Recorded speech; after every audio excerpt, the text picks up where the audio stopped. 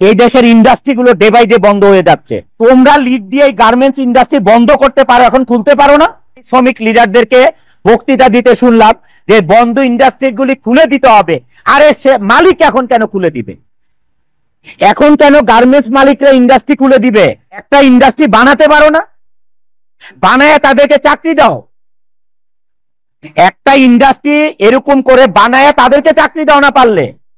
এখন কেন গার্মেন্টস মালিকদেরকে খুলতে হবে এইসব বন্ধ ইন্ডাস্ট্রি?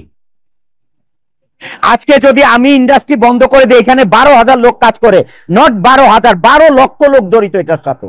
সাভারে, আশুলিয়াতে, গাজীপুরে 230 থেকে 240টা এই ধরনের গ্রুপ অফ ইন্ডাস্ট্রি বন্ধ করে দিয়েছে মালিকরা।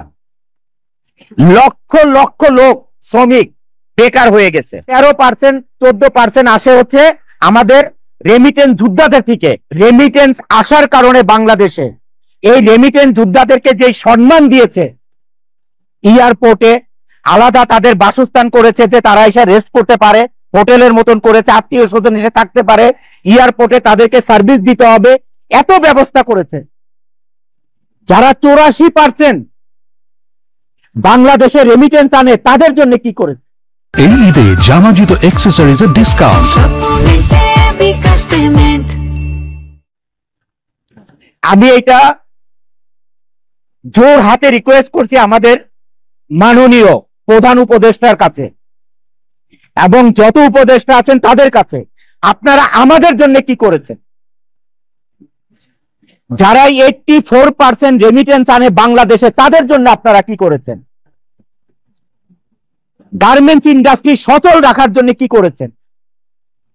আমরা সবাই আশা করেছিলাম যে ঈদের সময় অ্যাটলিস্ট একটা বেতন ব্যাংকে লোন দেওয়া হবে।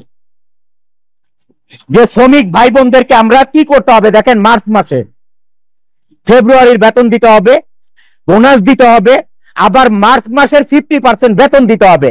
একটা গার্মেন্টস মালিক কোত্থেকে পাবে এই তিনটা জিনিস এক মাসে? এই তিনটা জিনিস এক মাসে কোথায় পাবে একটা গার্মেন্টস মালিক? যারা 84% রেমিটেন্স এনে বাংলাদেশের অর্থনীতির চাকা সচল রাখে তাদের জন্য কি করেছেন? গার্মেন্টস মালিকেরা মুখ চুপ বোঝে, মুখটা চুপ থেকে কি করতেছে? গার্মেন্টস গুলো, আরএমজি গুলো বন্ধ করে চলে যাচ্ছে। আপনারা একবার চিন্তা করেছেন যে আপনারা ইন্ডাস্ট্রি গুলো বন্ধ করে চলে যাচ্ছেন, এই দেশের অর্থনীতির অবস্থা কি হবে? এই দেশের কর্মসংস্থানের অবস্থা কি হবে? এই শ্রমিক লিডাররা কয়েকজন মিলে এই দেশে চালাতে পারবে না? তারা একজন একটা ইন্ডাস্ট্রি করতে পারবে? কেন 240টা প্রজেক্ট বন্ধ করে চলেছেন? 240টা ফ্যাক্টরি না, 240টা গ্রুপ অফ কোম্পানি ইন্ডাস্ট্রি বন্ধ করে চলে গেছেন। লক্ষ লক্ষ লোক বেকার হয়ে গেছেন। এই লক্ষ লক্ষ লোক বেকার হওয়াতে বাংলাদেশে এখন আপনাদের ছিনতাই বেড়ে গেছে, সন্ত্রাসী বেড়ে গেছে। এই যদি আমার ইন্ডাস্ট্রি এখানে বন্ধ হয়ে যায়, এই 12,000 লোকের কত লোক এখানে সন্ত্রাসী হয়ে যাবে কল্পনা করতে পারবেন না। মানুষের জীবন চালাতে পারবে না, এখানে লুটপাট শুরু করবে। দিনে দুপুরে দেখা যাবে